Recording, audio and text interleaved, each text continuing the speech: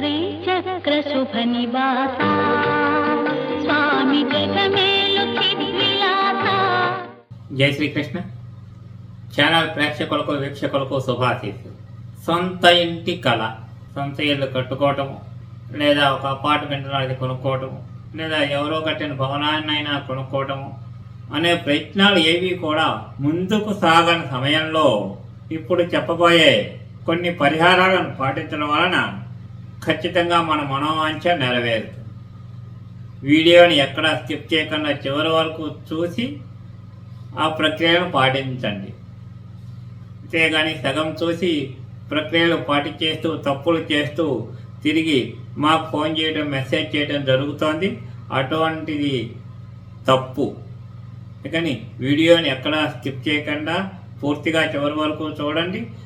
1కి 2 సార్లు, 2కి 3 సార్లు వీడియోను స్పష్టంగా చూసి దానిలో చెప్పిన ప్రక్రియలను పాటించి మీ ఫలితాన్ని, చక్కని శుభ ఫలితాన్ని మీరు అందుకొని కామెంట్ రూపంలో మాకు తెలియజేయండి, లేదా వాట్సాప్ రూపంలో మాకు తెలియజేయండి. ఇక ఇటువంటి అత్యద్భుతమైన పరిహారాలు, పరిష్కారాల కోసం మా ఛానల్ను సబ్స్క్రైబ్ చేసుకోండి, షేర్ చేయండి, లైక్ చేయండి, కామెంట్ చేయండి. మీకున్న ధర్మ సందేహాలను స్క్రీన్పై కనపడుతున్న నెంబర్కు వాట్సాప్ ద్వారా మెసేజ్ చేసినట్లయితే సందేహ నివృత్తి చేయడానికి ప్రయత్నిస్తాం.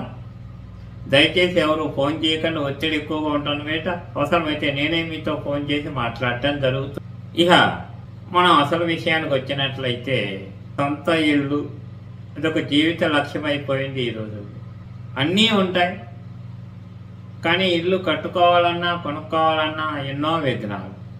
ఇటువంటి సమయంలో యజమానురాలకు తారాబలం కలిసిన రోజున ఒక మంచి కొత్త ఇటుకను తెచ్చి దానికి పసుపు కుంకుమలతో అలంకరించి దానిని మన పూజా మందిరంలో స్వామి వద్ద ఒక తమలపాకుపై కానీ తామరాకుపై కానీ ఉంచి నిత్యము ఆ ఇష్టికమునకు, అంటే ఆ ఇటుకకు అర్చన చేయుతున్నట్లయితే, అంటే పూజ చేయుతున్నట్లయితే ఖచ్చితంగా అతి త్వరలో మన కోరిక నెరవేరి తీరగలదు, స్వగృహ స్థలము కాగలదు.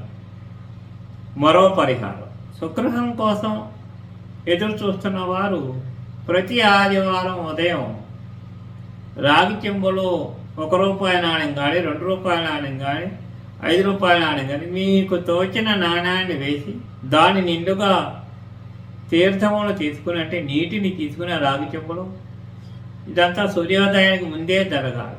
సూర్యోదయ సమయానికి సిద్ధంగా ఉండి సూర్యుడు ఉదయించుతున్న సమయమున మన ఆవరణలో కానీ లేదా డాబా పైకి కానీ వెళ్ళి సూర్యుని చూస్తూ ఓం శ్రీ సూర్యాయ నమః, ఓం శ్రీ సూర్యాయ నమః మంత్రం స్క్రీన్ మీద వస్తోంది చూడండి.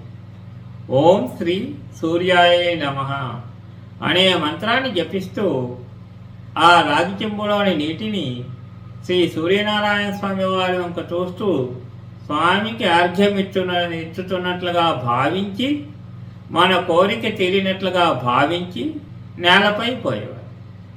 అలా తీర్థం నేల మీద పడేలా చేయాలి. ఈ విధంగా చేసినట్లయితే కొన్ని ఆదివారములు ఖచ్చితంగా సూర్యనారాయణ అనుగ్రహంతో మనము సుగ్రహస్థలము అయి తీరగలం.